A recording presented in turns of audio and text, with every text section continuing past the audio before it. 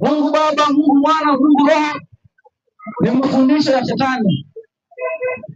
Kwenye Biblia kuna Mungu aliye Baba, kuna mwana wa Mungu aliye Yesu, kuna Roho wa Mungu aliye Roho Mtakatifu. Tuulize, Mungu ni nani? Ni baba yake na Yesu. Yesu ni mwana wa Mungu.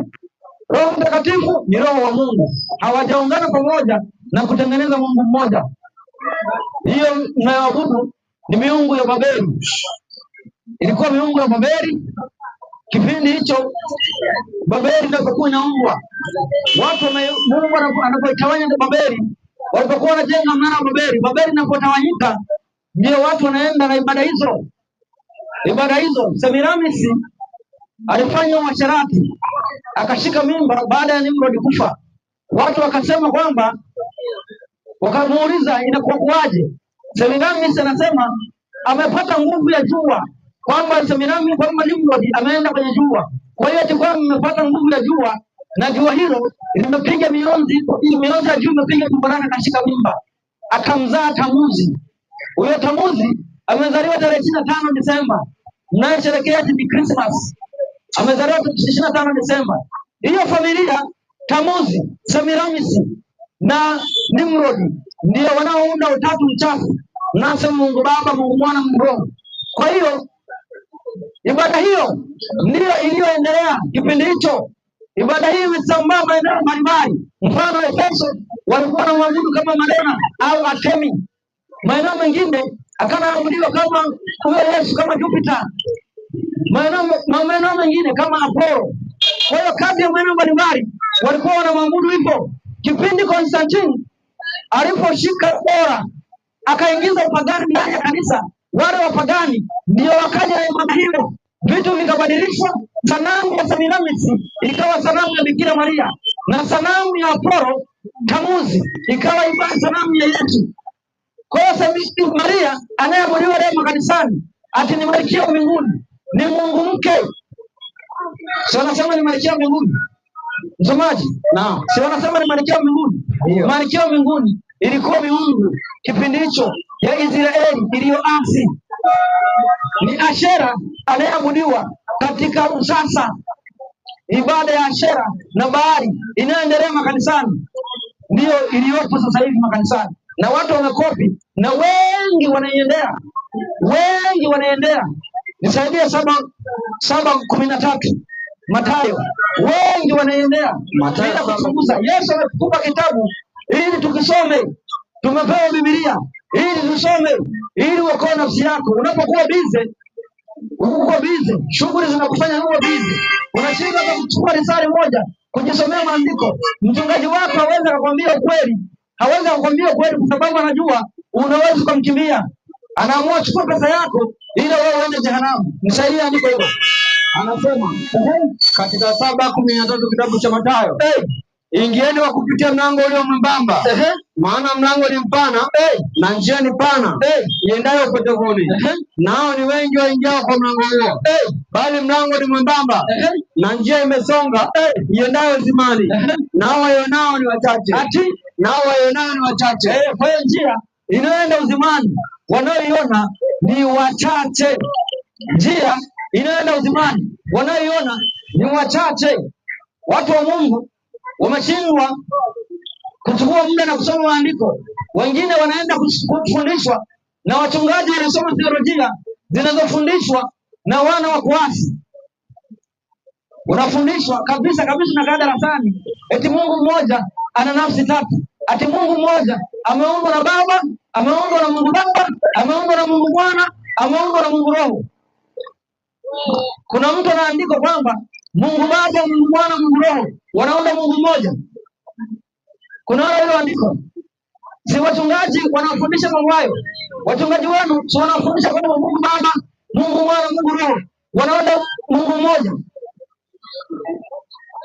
Si mwapigia simu waje tuambie ile Mungu Baba, Mungu Mwana, Mungu Roho na Mungu mmoja umetoa wapi? Ati Mungu Baba, Mungu Mwana, Mungu Roho watatu wanaunda Mungu mmoja. Si wachungaji kwani si mnafundisha makanisani hivyo? Makanisani si mnafundisha hivyo? Au mfundishwi au hoji? Mungu Baba, Mungu Mwana, Mungu Roho, ati wanaomba Mungu mmoja. Kuna mchungaji hapa eneo hili anayefundisha hivyo, anaweza kaja akatuambia maana yake. Kama mchungaji hawezi kaja akatetea imani hiyo, ujue anakupoteza. Kama mchungaji hawezi akatetea imani hiyo, ujue anakupotosha. Ni wewe sasa ukimbie, kama unakimbizwa na kibaka, ukimbie kama anayewindwa, kwa sababu kwenye Biblia hakuna Mungu Baba, hakuna Mungu Mwana, Mungu Roho. Kwenye Biblia kuna Baba, kuna Mwana wa Baba na kuna Roho wa Mungu. Msomaji? Naam. Msomaji? Naam. Nisaidie kwanza. Wakorintho wa kwanza 8:6, rudia hapo. 8:6. Anasema hivi, lakini kwetu sisi Mungu ni mmoja tu aliye Baba. Aliye Baba. Kwa Mungu ni mmoja tu aliye Baba. Mungu ni mmoja tu aliye Baba. Nisaidie 16 Mathayo. Kuna Mungu mmoja tu aliye Baba. 16 Mathayo anasema, Simoni Petro akajibu akasema, akasemaje? Wewe ndiwe Kristo, mwana wa Mungu aliye hai. Ati wewe ndiwe Kristo, mwana wa Mungu aliye hai. Wewe ni Petro, anasema Kristo ni mwana wa nani? Mwana wa Mungu aliye hai. Rumi 36, Yohana Injili. Petro anasema wewe ndiwe Kristo, mwana wa Mungu aliye hai. Huyo alikuwa ni mtume, alikuwa anaamini Yesu kuwa ni mwana wa Mungu, sio Mungu Mwana, sio Mungu mwenyewe. Soma hapo, anasema je, yeye ambaye Baba alimtakasa akamtuma ulimwenguni, ninyi mnamwambia unakufuru, kwa sababu alisemaje? Mimi ni mwana wa Mungu. Yesu alifundisha kwa ni nani? Yeye ni mwana wa Mungu, na hiyo imani ndiyo inasababisha kifo chake. Imani hiyo ndiyo iliyosababisha kifo chake, na andiko tulishasoma. Turudie kwa faida yangu. 19:6 Yohana Injili.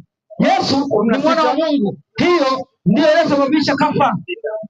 Soma andiko hiyo 19:6 Yohana. Anasema basi wale wakuu makuhani na watumishi na watumishi wao walipomwona kimbia, walipiga kelele wakasema, msulubishe. Pilato akamwambia, mtoeni ninyi basi mkamsulubishe, kwa maana mimi sio ni hatia kwake. Aendelea kusema, nasemaje? Wayahudi wakajibuje? Sisi tunayo sheria, na kwa sheria hiyo amestahili kufa. Kwa nini? Kwa sababu alijifanya kuwa mwana wa Mungu. Kwa Yesu alisema yeye ni mwana wa Mungu, ndio wana wakataka kumuua. Kwa hiyo kwenye Biblia kuna Mungu Baba aliye baba yake na Yesu. Yesu ni mwana wa huyo Mungu. Roho Mtakatifu ni nani? Warumi 8:9. Warumi 8:9 anasema hivi, lakini ikiwa Roho wa Mungu anakaa ndani yenu, Roho wa Mungu anakaa ndani yenu, wewe nafsi ya Mungu, Roho wa Mungu anakaa ndani yenu, ninyi hamfuati mwili. Haya, kuna roho kwenye Biblia, kuna Roho wa Mungu au roho ya Mungu. Nisaidie Mwanzo 1:2. Mwanzo 1:2. Anasema hivi, nayo nchi ilikuwa ukiwa tena tupu, na giza lilikuwa juu ya uso wa vilindi vya maji. Roho ya Mungu, ati roho ya Mungu, Mungu roho, roho ya Mungu, Mungu roho, roho ya Mungu. Chunga sana, kwenye Biblia hakuna Mungu roho, kuna roho wa Mungu. Sasa wewe, roho wako wewe anaanza kama kitu kingine. Roho wako wewe si wewe. Roho wa Mungu sio kitu kingine. Mungu anatupa roho wake, hatupi Mungu mwingine. Wakorintho wa kwanza 2:10. Wakorintho wa kwanza 2:10. Wakorintho wa kwanza 2:10 anasemaje? Lakini Mungu ametufunulia sisi kwa roho, maana roho achunguzaye yote, hata mafumbo ya Mungu. Endelea. Maana ni nani katika binadamu ajuaye mambo ya binadamu ila roho ya binadamu iliyoko ndani yake? Vivyo hivyo, nisubiri. Maana ni nani katika binadamu anayefahamu mambo ya binadamu ila roho ya binadamu iliyo ndani yake? Endelea. Vivyo hivyo na mambo ya Mungu hakuna afahamuye ila roho wa Mungu, ila roho wa Mungu. Kwa hata mambo ya Mungu hakuna anayejua ila nini? Roho wa Mungu. Roho ya binadamu inapojua mambo ya binadamu ni binadamu mwingine, ni roho ya binadamu. Kwa nini sasa roho ya Mungu mseme kwamba ni Mungu mwingine? Ati Mungu roho mmemtoa wapi? Babiloni. Mtoa Babeli. Na Mungu kupitia Ufunuo Yohana inasema wale majina ambayo kuandikwa katika kitabu cha Mungu watamsujudia huyo mnyama. Maana yake watamsujudu kufuata mafundisho ya huyo mnyama Antichrist. Mnamsubiri ati mpinga Kristo aje, wakati anaendelea kuwatafuna. Alishawabadilishia kabisa, alishawabadilishia ibada mnampelekea shetani, kwa sababu shetani alisema kwamba atakiinua kiti chake, ili aabudiwe, kwa sababu shetani alifukuzwa mbinguni. Baada ya kufukuzwa akaja duniani, na sisi watu wa dunia tumepewa ole wa nchi na bahari, kwa maana mtaki wetu ametupwa chini na amekuja na ghadhabu, akijua kwamba na muda mchache. Sasa yeye akasema atakiinua kiti chake ili afanane na aliye juu, apokee ibada. Lakini sasa wapi? Inatakiwa wao makini, wasome, wajua kwamba ni ibada gani, wanazoziabudu. Kwa hiyo Mungu wa Biblia ni baba yake na Yesu. Mungu wa kwenye Biblia ni baba yake na Yesu. Yesu ni mwana wa Mungu, sio Mungu mwana, sio Mungu mkuu, wala sio nafsi ya pili ya Mungu. Mungu hakutupa nafsi ya pili. Mungu hakutupa Mungu mwana. Mungu alimtoa mwanawe kama kafara ili afe. Ingawa kuna wengine wanapinga hivyo, lakini hatuwezi tukashangaa. Sasa hivi bado tunadili kwanza na ndani, tusafishe kikombe cha ndani. Tukimaliza tutakuja kuongea na ndugu zetu katika imani, katika Adamu. Maana na wao wanasema Yesu si mwana wa Mungu. Maana Biblia inaanza kuandikwa kwamba Yesu ni mwana wa Mungu, lakini baadaye wao kaja akasema Yesu si mwana wa Mungu. Sasa tutajadiliana nao siku moja, watuambie haya mafundisho imekuwa kuwaje, kwa sababu kitabu kimeanza kutangulia kikaandika hivyo. Biblia imeandika hivyo, Yesu ni mwana wa Mungu, lakini baadaye wengine wanasema ati Mungu hana mwana kwa kuwa hazai. Sasa Mungu sio mwanadamu. Kwa hiyo hawezi kuzaa kama anavyozaa mwanadamu. Mungu sio mnyama, hawezi kuzaa kama mnyama. Mungu sio mimea, hawezi kuzaa kama mimea. Sasa ati Mungu azae eti kwa sababu hana mke. Sasa si ni matatizo? Mungu hawezi kuzaa kama anavyozaa mwanadamu. Mwanadamu lazima kutana mke na mume ndio patikane mtoto. Sasa hayo maembe au hizi nyanya tunazopata hapo, matunda maembe yanayopatikana, hizi ndimu, miti zinatoa matunda. Hayo matunda ushawahi kuona mume wa mtu? Kwa nini Mungu matunda azae lakini Mungu asizai? Eti hana mke? Kwa hiyo ngoja tuweke kwanza kiboro, tutakuja siku moja kuongea nao watuambie. Kwa hiyo Mungu kwenye Biblia ni baba yake ni Yesu, sio Mungu Baba, Mungu Mwana wala Mungu Roho. Kama kuna mtu ana swali anakaribishwa, kama hakuna, Mungu awabariki.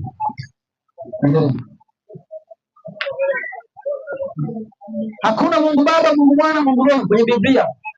Kwenye Biblia kuna Mungu aliye Baba, kuna Yesu aliye mwanawe, na kuna Roho Mtakatifu aliye Roho wa Mungu, sio Mungu mwingine. Kama una swali unakaribishwa. Kama una swali ati kwamba kuna Mungu Roho, uje utuonyeshe. Kuna mtu ana swali au anataka kaja kuthibitisha kwamba kuna Mungu Roho. Kuna mtu wakuja kuthibitisha kwamba kuna Mungu Roho. Sisi tunaamini kuna Roho Mtakatifu aliye Roho wa Mungu, hilo tunakubali. Kuna Roho Mtakatifu aliye Roho wa Mungu, sio Mungu Roho. Kuna mtu ana swali? Basi kama hakuna swali, Mungu awabariki. Sisi tutafunga. Na ukiwa hamna swali, basi unyamanze milele, kwa sababu usije tukaondoka hapa ukasema eti kwamba sisi ni wazushi. Ati sisi ni wazushi, wale ni wazushi, wale wanadanganya, wanapotosha. Usije tukaondoka ukasema kwamba tunadanganya. Kama unaona kwamba kuna Mungu Roho, uje tuonyeshe.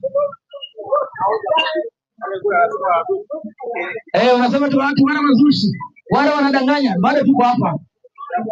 Sisi tunataka kufunulia ukweli ubaki na wewe, kwa sababu sisi msomaji.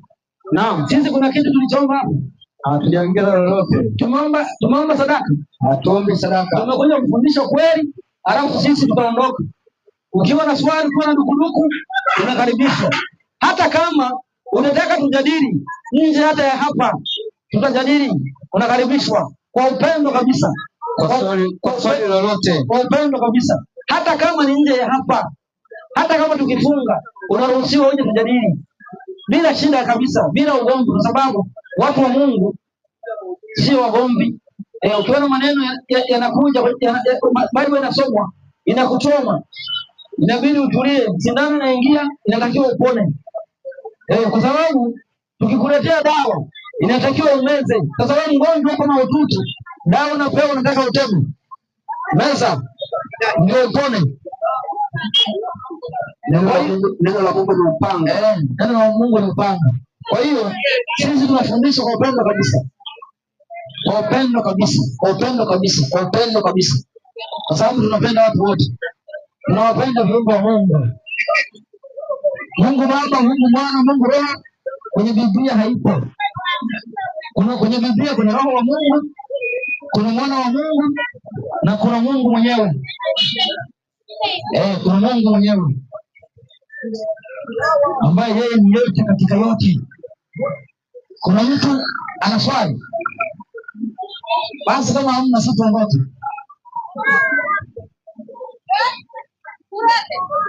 Kama hakuna, tutakuwa wenye kufunga na tuondoke. Tunaomba.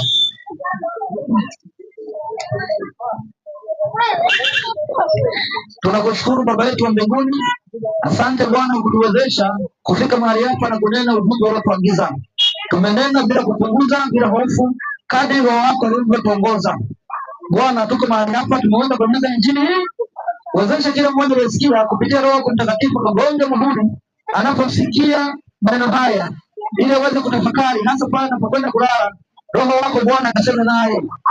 Wezesha kila mmoja, bariki kila mmoja, bariki kila aliyesikiliza, aweze kutafakari na kujua mapenzi yako kwake na jinsi mwanawe alivyomwokoa, akatafakari msalaba wako ili aweze kuokolewa. Matumaini yako kwamba utakwenda kumwokoa kila mmoja, ukimwandaa kwa ajili ya ufalme wako. Ndio utakaporudi uweze kufurahi wote pamoja. Mungu wako bariki tunapoondoka mahali hapa. Amani yako Bwana kazidi kutawala, na wezesha ile mama anayepambana kwa ajili ya kujitafutia riziki yake, ukambariki kadri ya haja moyo wake. Jina lako litukuzwe, ni katika jina la Yesu Kristo. Amina. Amina. Pia